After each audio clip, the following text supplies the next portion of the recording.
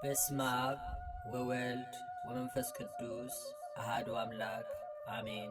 በታኅሳስ ወር የሚጸለይ ድርሳነ ሚካኤል። አንድ አምላክ በሆነ በአብ በወልድ በመንፈስ ቅዱስ ስም በማመን በታኅሳስ 12 ቀን የሚጸለይ የቅዱስ ሚካኤል ድርሳን ይህ ነው። የአማላጅነቱ በረከት የረድኤቱ ሀብት ከሁላችን ጋር ለዘላለም ይሁን ለዘላለሙ አሜን። የዚህ ምስጢር ተካፋዮች የሆናችሁ ሴቶችም ወንዶችም ሁላችሁ ሕዝበ ክርስቲያን የቅዱስ ሚካኤልን ገናንነት ለመግለጽ እግዚአብሔር ያደረገውን ኃይለ ተአምራቱን ታውቁ ዘንድ ሁልጊዜም እንደሚማልድና ሰውንም ሁሉ እንዲቀበለው ትረዱ ዘንድ ይህንን ስሙ። በዓለም የምትኖር ሁሉ አድምጡ። በጸሎቱ ለሚያምኑ ሁሉ ወደ እግዚአብሔር እየማለደ እንደ ሥራቸው መጠን ክብርና ኃይልን ይሰጣቸዋልና። ቆሎንያ በምትባል ሀገር ሃይማኖቱ የቀና ዱራታዎስ የሚሉት አንድ ሰው ነበር። የሚስቱም ስም ቴዎብስታ ነው። በዚሁ ቆሎንያ በተባለ ሀገር ይኖሩ ነበር።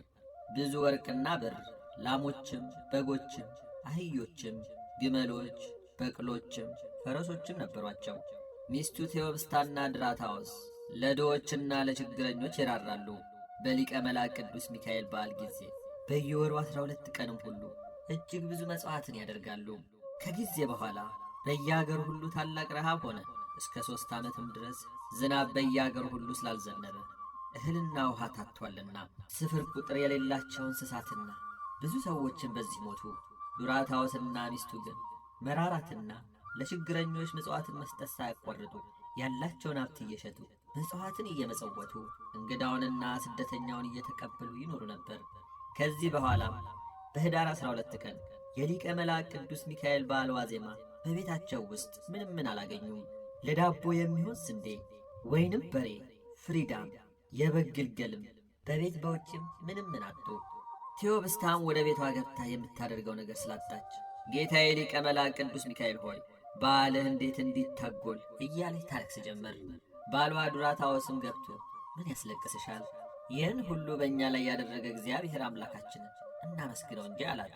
ዛሬም ይህ ያስለመድኩት በዓሌ እንዳይታጎልብኝ ይህን ልብሴን ሸጬ ለቅዱስ ሚካኤል በዓል መሥዋዕት የሚሆን ስንዴ ለቤተ ክርስቲያን እንስጥ፣ እርሱ በልባችን ያለውን ያውቃልና በቅዱስ ሚካኤል ስም ጥቂት ከፍለን ለወይን እናድርግ አላት። ሚስቱም ያንተን ልብስ ስትሸጥ የኔን ልብስ የምተው ይመስልሃልን? የኔን ልብስ መተውክ እንዴት ብጠላኝ ነው? ቅዱስ ጳውሎስ ባልና ሚስት አንድ አካል ናቸው፣ እግዚአብሔር አንድ ያደረገውን ሰው ሊለያቸው አይችልምና እንዳለ ሥጋዬንና ሥጋህን አንድ አይደለምን አለችው። እርሱም የወንድ ልብሱ ቢያረጅም ቢቀደድም አያሳፍረውም፣ ለሴት ግን ኀፍረት ነው። ለሊቀ መላእክት ቅዱስ ሚካኤል በዓል ትጸልይበት ዘንድ ያንቺ ልብስ ለነገ ይቀመጥ አላት። እርሷም መልሳ አሁንም ቅዱስ ጳውሎስ በክርስቶስ ዘንድ ወንድ ሴት ማለት የለም አላለህምን? እንዲያውም ምክንያት አታድርግ አለችው። እርሱም እሺ አንቺ እንዳልሽ ይሁን፣ ዛሬ ልብሴን ወስጄ በስንዴ ሸጬ ለቤተ ክርስቲያን ቄሰ ገበዝ እሰጣለሁ፣ ነገ ደግሞ ያንቺን ልብስ ወስጄ ለበግ መግዣ ውለዋለሁ አላት። በማግስቱም ጠዋት የሚስቱን ልብስ ይዞ አንድ ባለበግ ካለበት ተራራ ወጣ። ያንን ባለበግ በ3 ብር የሚሸጥ በግ አለህን አለው።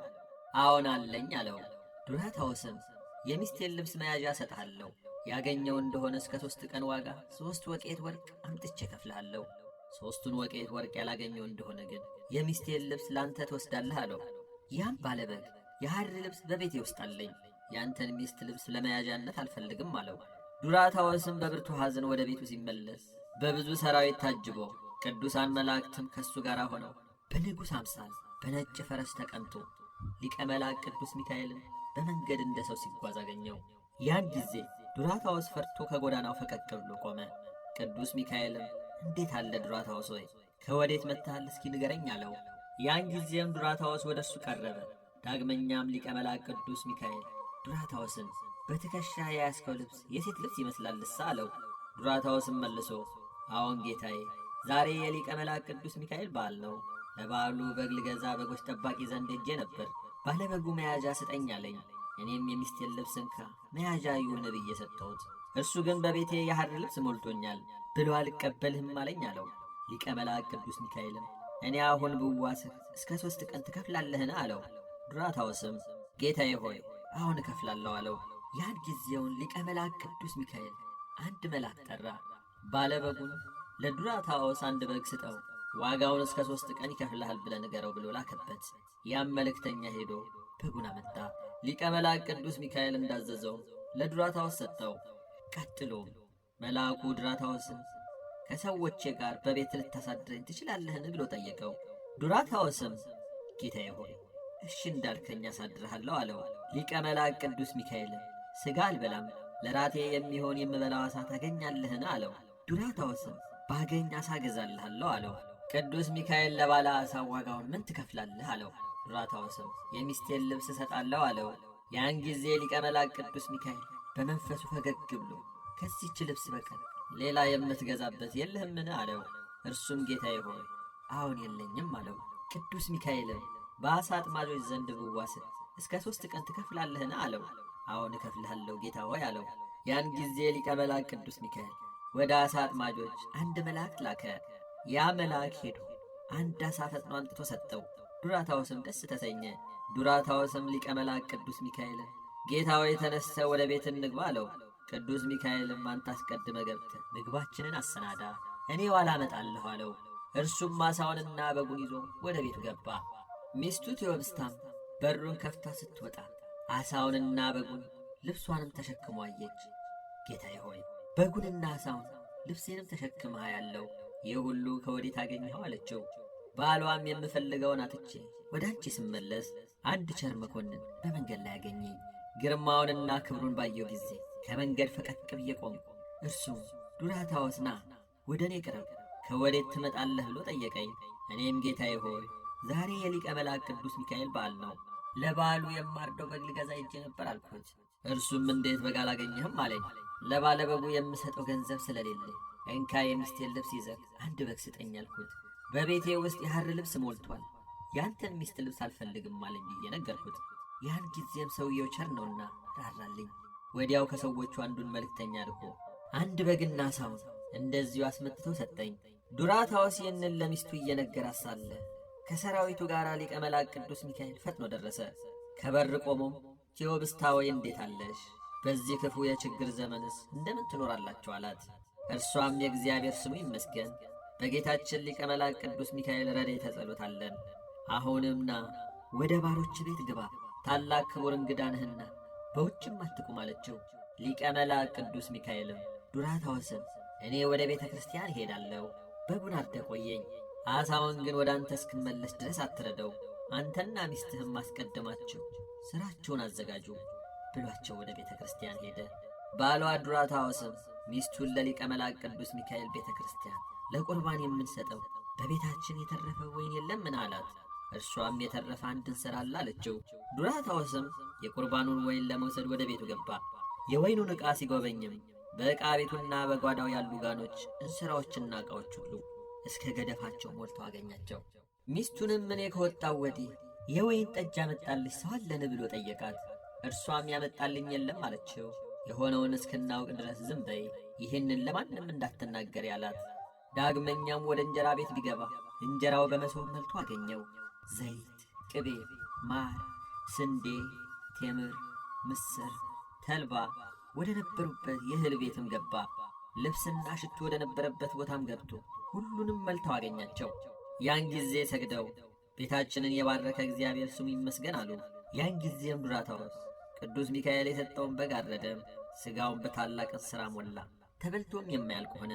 እሱም በቅዱስ ሚካኤል በረከት የተነሣ ከችግሩና ከሐዘኑ ተጽናና፣ በልቶ ጠገበ። ከዚህ በኋላ በሚያስፈራ ግርማ ለተገለጸለት ቅዱስ ሚካኤል ያማሩና የተሸለሙ ልብሶችንና ሰጋጃዎችን አነጠፈ። ይህን ካደረገ በኋላ ወደ ቤተ ክርስቲያን ሄዶ በንዑድ ክቡር ሊቀ መላእክት ቅዱስ ሚካኤል ስዕል ስር እየሰገደ ሊቀ መላእክት ቅዱስ ሚካኤል ሆይ ዛሬ በዓልህን በማከብርበት ቀን ወገኖቼን ደስ ይላቸው ዘንድ ከበረከትም ብዛት የተነሣ ድሆች በልተው ይጠጉ ዘንድ የእግዚአብሔር ስሙም ለዘላለሙ ይመሰገን ዘንድ አገልጋይ ከኔ ዱራታዎስን ራራልኝ፣ ይቅርም በለኝ፣ ከእግዚአብሔር ዘንድ ቸርነትን ለምንልኝ እያለ ጸለየ። በሰው ሁሉ ፊት እንዲህ ከጸለየ በኋላ ቡራኬ ተቀብሎ ከቤተ ክርስቲያን ወጣ። ልጆቹንም በቤትም በውጭ ያሉትን ሕዝቡንና ነዳያንንም ጥሩልኝ ብሎ አዘዘ። የተጠሩትም ሁሉ በአዳራሹና በግቢው መሉ። ግብዣውንም ፈጥኖ አቀረበላቸው። ከጠገቡም በኋላ የእግዚአብሔርን ስም በፍጹም ምስጋና መሰገኑ። ሊቀ መላእክት ቅዱስ ሚካኤልም ከሰራዊቱ ጋር መጣ። የተጠሩትንና የተሰበሰቡትን ሕዝቡን አይቶ ደስ ተሰኘ። ከእርሱም ጋር ያሉ ሰራዊተ መላእክት አደነቁ። ዱራታዎስንም ስለ እኔ እነዚህን ሰዎች ሁሉ እንደምን ሰበሰብካቸው? ይህን ያህል ሰው ወደ ቤተ የምትጠራው በዚህ ዘመን ቸነፈር፣ ረሃብ እንዳለ አልሰማህምን? አለው። ዱራታዎስም መልሶ ጌታዬ እውነት ነው። ነገር ግን አንተ የሰጠኸኝ በግና ዓሣ ከቤቴ ከገቡ ጀምሮ በቤቴ በረከት መላ። ዛሬም የሊቀ መላእክት የቅዱስ ሚካኤል በዓሉ የሚከበርበት ቀን ነውና ወንድሞቼ በልተው ጠጥተው ከእኔ ጋር ደስ ይላቸው ዘንድ እኔም ከእነሱ ጋር ደስ ይለኝ ዘንድ ጠራቸው አለው። ያን ጊዜም ሊቀ መላእክት ቅዱስ ሚካኤል ከመካከላቸው ተነሳ፣ ወደ ቤትም ገባ። የሚያበሩና የሚያምሩ ምንጣፎች ከተነጠፉበት አልጋ ላይ ተቀመጠ። ዱራታዎስንም ያንን ዓሣ ፈጥነህ አምጣ አለው። ባመጣለት ጊዜም እረደው፣ ሆድ ዕቃውንም አውጣው አለው። ያን ጊዜ ዱራታዎስ ዓሣውን አርዶ ሆድ ዕቃውን አወጣ። በውስጡም በአብና በወልድ በመንፈስ ቅዱስም ስም የታተመ የጨርቅ ከረጢት የሚመስል አገኘ። ጌታዬ ሆይ ይህንን የተቆለፈ ማኅተም ተመልከት፣ አይተህም ፍታው ብሎ ለሊቀ መላእክት ቅዱስ ሚካኤል ሰጠው። ያን ጊዜም ከረጢቱን ፈቶ ተመለከተው። እርስ በእርሱ የተቆላለፈ 300 ወቄት ወርቅ ሆኖ አገኘው። ቅዱስ ሚካኤልም ዱራታዎስ ሆይ ዛሬ በእንግድነት ከቤተ ስለገባው ይህን ወርቅ እንካ፣ ስለ አንተ ዛሬ ፈጣሪ ልኮኛልና አለው። ሚስቱ ቴዎብስታና ዱራታዎስም አቤቱ ጌታችን ሆይ ቤታችንን ያለ ዛሬ ምን ጊዜ አይተኸው ታውቃለህ?